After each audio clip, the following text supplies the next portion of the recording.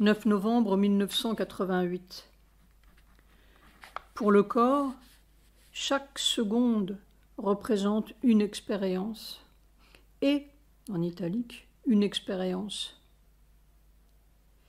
Il faut des millions de secondes dans des millions de coins de son être pour qu'il comprenne, apprenne, assimile, accepte, sans heurts, une nouvelle manière de fonctionner ou une nouvelle sorte d'énergie qui gouverne. C'est comme de naître ou de renaître dans un autre monde physique.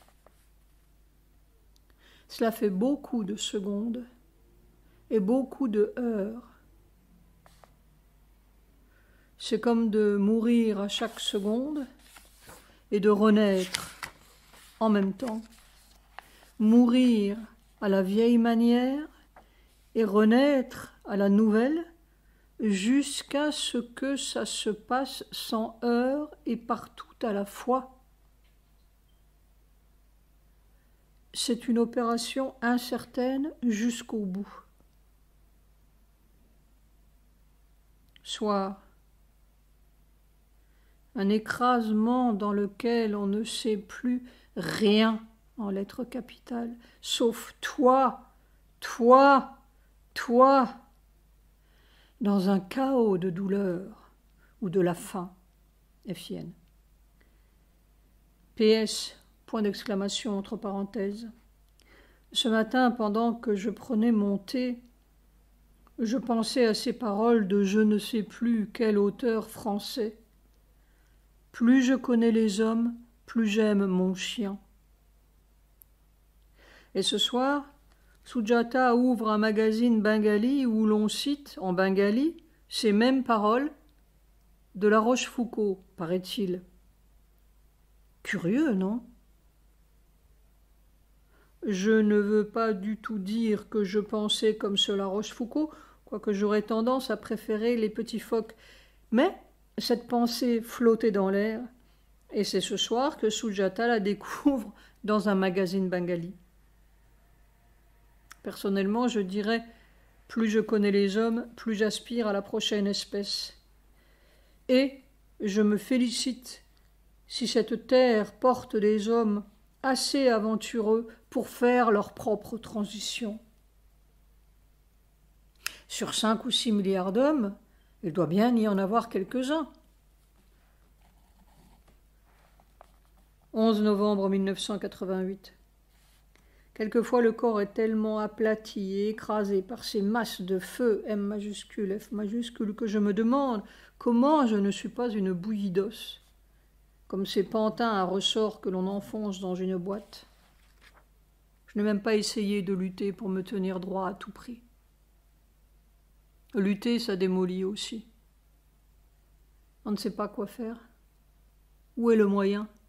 Quel est le moyen? Je ne sais rien ici. C'était il y a longtemps. Cette autre énergie, E majuscule, est là pour faire fondre quelque chose dont personne ne s'aperçoit, sauf pour dire telles sont les conditions de la vie. 12 novembre 1988, Indian Express, 12 novembre. Bonn, 11 novembre. Le président du Parlement en Allemagne de l'Ouest a démissionné vendredi en raison d'un discours qu'il a tenu à l'occasion de l'anniversaire d'un pogrom nazi contre les Juifs et dans lequel, selon les officiels du parti au pouvoir, il a fait l'éloge des premiers temps du gouvernement Hitler. Selon eux, Philipp Jenninger, qui avait dit qu'Hitler avait restauré la fierté allemande et que beaucoup d'Allemands avaient pensé que les Juifs méritaient d'être mis à leur place, a annoncé sa démission à une réunion du Parti démocrate chrétien, CDU, du chancelier Helmut Kohl. Citation. « Les réactions à mon discours d'hier devant le Parlement allemand m'ont choqué et elles m'attristent », a déclaré Jenninger. Beaucoup d'auditeurs n'ont pas compris mon discours dans le sens où je l'entendais. Il affirme que le tapage autour de son discours peut nuire à l'image de la fonction de président. Citation. Par conséquent, je présente ma démission du poste de président du Parlement. Chenninger a fait ses remarques controversées au Parlement jeudi, un jour de repentir national commémorant la nuit de cristal de 1938, où les émeutes nazies avaient lancé le pogrom d'Hitler qui présageait le massacre de 6 millions de Juifs européens.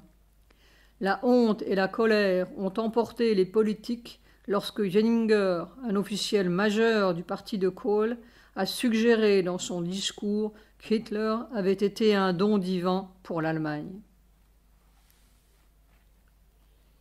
13 novembre 1988. Une ordalie.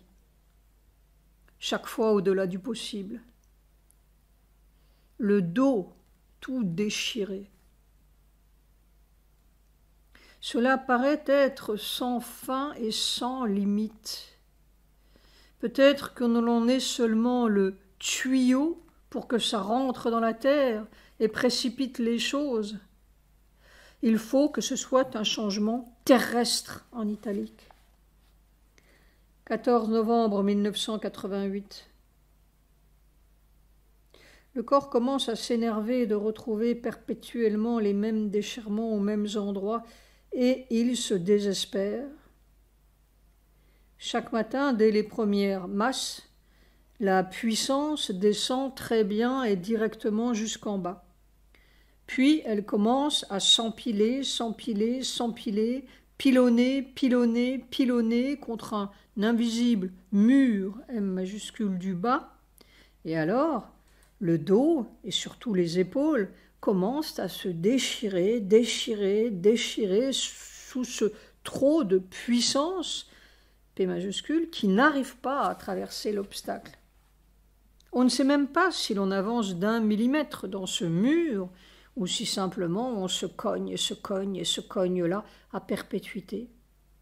Et chaque jour, à chaque minute, la puissance augmente en italique, tandis que l'obstacle semble devenir plus solide.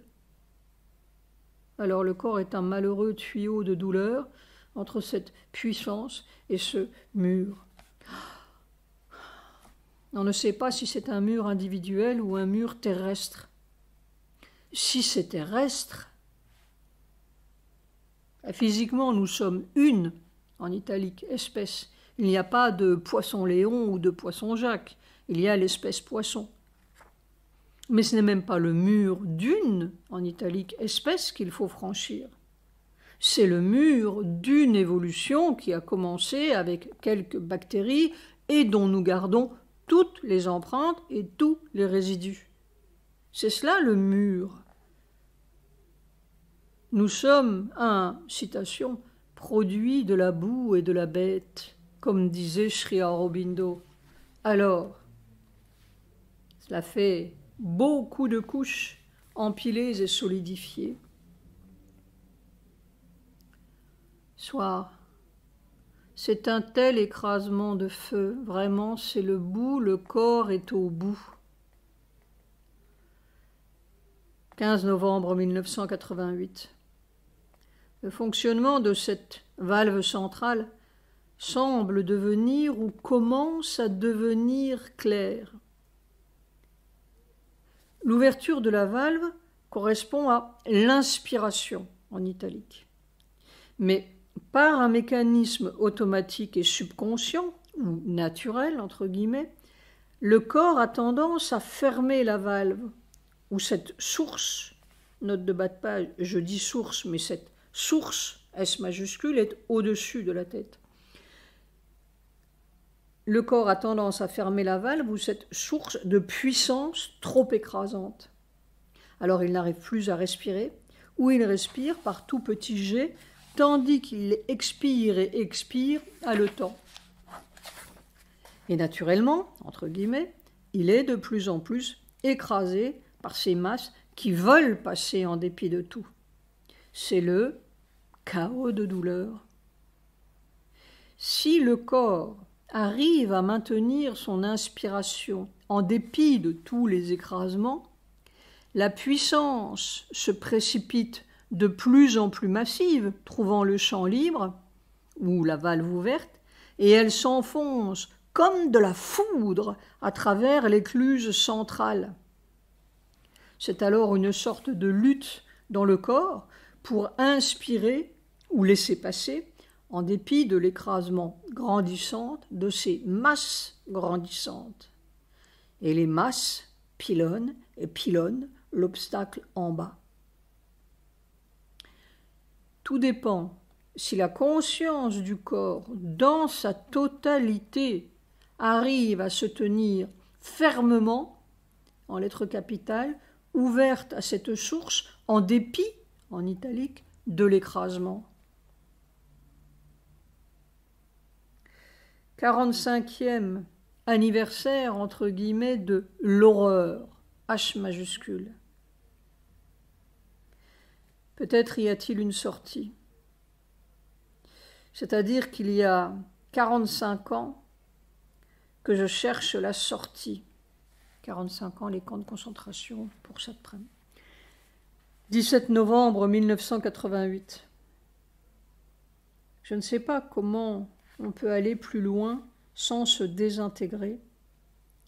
C'est un tel écrasement de feu et un tel déchirement innombrable dans tout le corps, comme si tout était écrasé, déchiré, réduit en bouillie. Comment aller plus loin? Comment continuer ça? Il n'y a plus guère que la désintégration de tout ce système.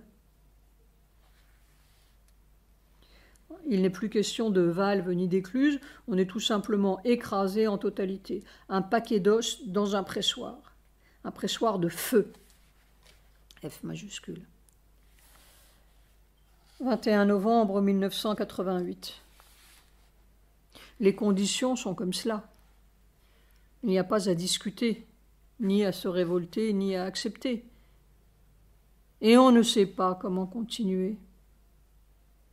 C'est la définition même d'un camp de concentration. Quand on ne sait pas comment continuer, on continue quand même. C'est comme cela que l'on faisait dans les camps. La seule autre issue, c'est de tomber par terre.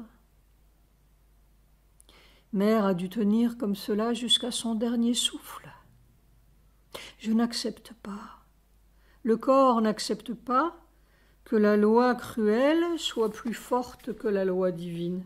Voilà tout. Quand on veut sortir d'une loi, on mesure toute sa réalité à nu. Les hommes ne savent pas dans quoi ils vivent. Je vois les Chinois s'approcher pas à pas. Gorbatchev est trop honnête pour eux. Il fait leur jeu. C'est cela. Il s'imagine qu'il a affaire à des forces honnêtes, alors que ce sont des forces cruelles et perverses. L'imbécile de Delhi s'apprête à continuer l'œuvre, entre guillemets, de son grand-père. Il est faible et vaniteux comme lui. Rajiv Gandhi. Maintenant que les Russes, les Américains et les Pakistanais sont avec les Chinois et que le Tibet est entre leurs mains par la grâce de Nehru, il ne reste plus qu'à entrer dans l'Inde, si le divin ne s'en mêle pas. S'entendre avec les Chinois, cela veut dire faire ce qu'ils veulent. Il en italique. 23 novembre 1988. C'est vraiment comme d'apprendre à respirer la foudre. Depuis hier, j'ai recommencé debout. Le corps a plus de mobilité pour absorber l'impact, mais c'est plus épuisant, et aussi peut-être plus périlleux. Une seconde mal respirée, entre guillemets, et tout peut casser. L'importance capitale de cette valve centrale. Soit. Il y a, paraît-il, dans les grands fonds de l'océan Pacifique, certaines espèces de poissons qui viennent respirer, entre guillemets, ou qui ont pour toute respiration les vapeurs sulfureuses émises par les fissures volcaniques. La foudre divine fait peut-être partie du prochain mode respiratoire et nourricier. Il faut un temps d'adaptation. Les hommes peuvent tricher avec tout, mais ils ne pourront pas tricher avec ça. Les forces veulent éperdument garder la façade du système mondial S majuscule jusqu'à ce que tout soit mort dedans. Je veux dire la destruction des consciences. C'est la plus silencieuse des guerres mondiales et la plus hideuse. 25 novembre 1988.